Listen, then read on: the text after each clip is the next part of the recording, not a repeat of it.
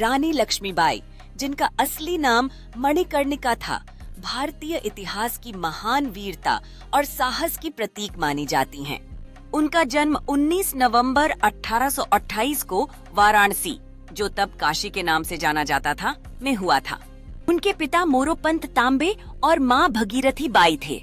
बचपन में ही मणिकर्णिका का नाम मणिकर्णिका था, लेकिन बाद में उन्हें लक्ष्मीबाई के नाम से जाना गया। शिक्षा और बचपन लक्ष्मीबाई का बचपन बहुत ही साहसी और उत्साही था। उन्होंने छोटी सी उम्र में ही घुड़सवारी, तलवारबाजी और अन्य युद्ध कला सीखी। उनके साहस और लड़ाई की क्षमता को देखकर उनके परिवार वाले और गुरु उन्हें हमेशा उत्साहित करते थे। संतान और विवाह लक्ष्मीबाई का विवाह 1842 में झांसी के राजा गंगाधर राव से हुआ। राजा गंगाधर राव से विवाह के बाद उनका नाम लक्ष्मीबाई पड़ा। इस विवाह से झांसी की रानी बनने का अवसर मिला और वह रानी लक्ष्मीबाई के रूप में जानी गईं। रानी लक्ष्मीबाई का जीवन सुखमय नहीं रहा। उनका एक बेटा भी रानी लक्ष्मीबाई का जीवन सुखमय नहीं रहा। उनका एक बेटा भी था, लेकिन दुर्भाग्यवश उनका बेटा 1851 में मृत हो गया। इसके बाद उन्होंने एक बच्चे को गोद लिया, जिसका नाम दामोदर राव था। इस विद्रोह में रानी लक्ष्मीबाई ने प्रमुख भूमिका निभाई। उन्होंने झांसी को बचाने के लिए ब्रिटिश सेना के खिलाफ युद्ध छेड़ा। 58 का विद्रोह और रानी लक्ष्मीबाई की भूमिका 58 में ब्रिटिश शासन के खिलाफ भारत में बड़ा विद्रोह हुआ, जिसे 1857 का भारतीय स्वतंत्रता संग्राम या सिपाही विद्रोह कहा जाता है।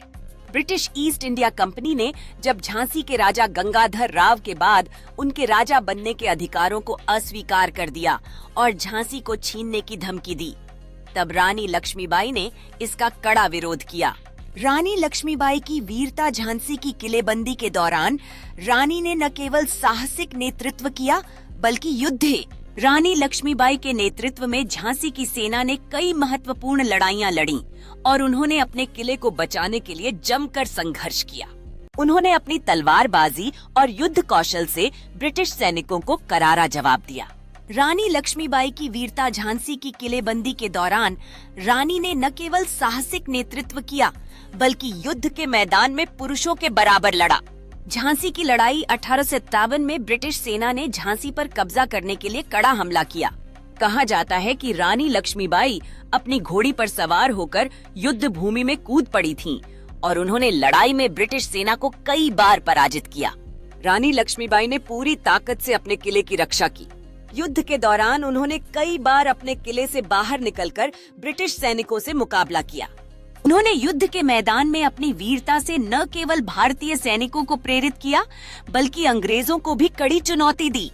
उन्होंने दामोदर राव को अपनी पीठ पर बांध लिया और घोड़ी पर सवार होकर झांसी छोड़ दी। मरण और बलिदान कई दिनों तक ब्रिटिश सेना के साथ संघर्ष करने के बाद जब झांसी की रक्षा असंभव हो गई, तो रानी लक्ष्मीबाई ने झांसी के किले को छोड़ने का निर्णय लिया। लेकिन उनका संघर्ष यहीं खत्म नहीं हुआ। रानी लक्ष्मीबाई ने झांसी छोड़ने के बाद भी ब्रिटिश सेना से संघर्ष जारी रखा। उनकी वीरता का अंत 18 जून 1858 को हुआ, जब वे ग्वालियर के पास एक लड़ाई में शहीद हो गईं।